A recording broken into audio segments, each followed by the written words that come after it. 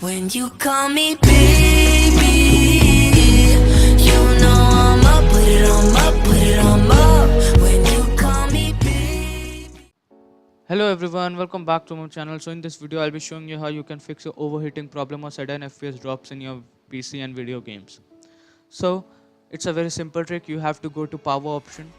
Just go to power option by right clicking on your charger button. Go to power option, there change plan settings.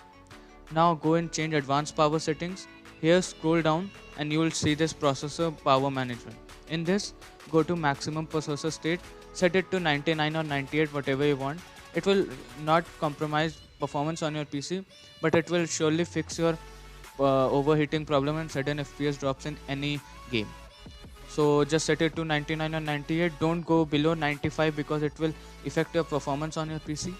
So that was it, guys. That was the simplest trick you can ever see on YouTube. So thank you guys for watching today's video. Hope you liked the video. If you like it, give it a big thumbs up and don't forget to subscribe to my channel if you're new here. We are very close to 400 subs. So I'll see you guys in the next video. Till then, take care and bye bye. Peace out, bye. No, I